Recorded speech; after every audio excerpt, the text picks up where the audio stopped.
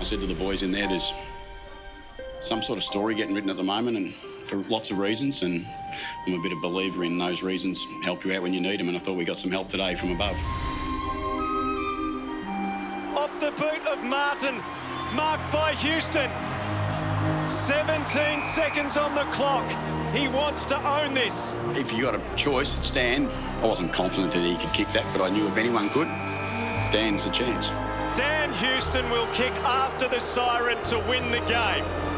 It's going to take a thumping kick. It's a long, long ball. For the moment of all moments for Port Adelaide, it's online. It's long. It's strong. Is it there? Port Adelaide think they've won the game. Unbelievable finish. Here we go. Port Adelaide have done it again. It is a win to Port Adelaide in the G. They've won it with a kick after the siren to Dan Houston. The Power celebrate a dozen wins in a row. Port Adelaide has pulled off a miracle. Could Ken Hinkley have a more dramatic season at the helm of this proud football club? There's something going on at the moment for us, and it's, we're believers in hanging in, and it seems to work. They're winning all the close games. They're coming from behind. They're finding ways to do it. Their belief is through the roof. So they are the fairy tale story of 2023. The other positive, of course, is Nick Dacos, and we can't... Sometimes you come here and do these shows and you go, well, we can't keep talking about the same bloke. Well, he keeps playing footy in this manner. We will talk about him every single week. He's had 40 possessions. He's kicked 2 goals, 9 score involvements, and he did it everywhere. And, you know, there was like at the start of the game, Stringer went to him and sort of gave him half a bump, and that was the end of it, because he just went and did what he wanted, and he was, again, he won the Anzac Day medal. He makes the game look simple, and that's what all the guns do. He makes the simple decisions and does the ordinary extraordinarily well. Like, even like those finishes, like running the open goal from the goal square, but he still had to go through that gap. That little banana that he did, if you actually watch that in slow-mo, the way that he was able to place that ball, it was unfussed, under pressure, but executed perfectly. What a gun.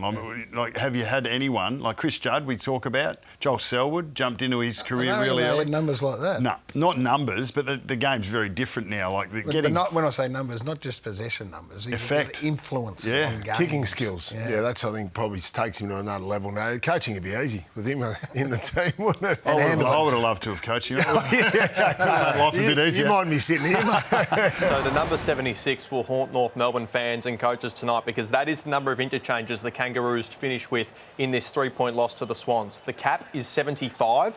So in the dying moments, North Melbourne exceeded its total. After an interchange infringement occurs, the field umpire stops play at the next available opportunity. That came about 41 seconds later with a ball up inside Sydney's forward 50. It led to a free kick and 50-metre penalty to the Swans. Hayden McLean kicked what proved to be the match-winning goal. Now, I'll walk you through what happened off the ground, but first of all, let's just take a listen to how this played out on the ground via the umpire mics. Hold on. Thank you. Up we get. Interchange infringement, guys. Interchange. Brownie. Interchange infringement. Brownie. Interchange infringement. Interchange infringement against North Melbourne. Against Sydney North free kick. Sydney free kick and 50-metre penalty for an interchanging breach. Is that what we're saying? Yep. So North Melbourne? No, Sydney free kick. Sydney free kick. Sydney free kick. Okay, Hayden, your free kick for an interchange breach, and it's a 50-metre penalty, okay? Let's go with me. So that's what happened on the field. So off the field, this is how it played out on the North Melbourne bench. Now, the interchange stewards warn clubs when they have 10 changes remaining, 5 changes remaining, and then 1. Now, 2 people came off here. Will Phillips is number 75. Liam Shields, who looks to be cramping, is number 76. The interchange steward doesn't get to warn them they have 1 left because there's 2 in that last interchange. Now, North and the AFL quickly realise what's happened. Dane Rampy, who knows the rules very well, realises exactly what's taken place, and you can see him there screaming and trying to alert his players to what just occurred.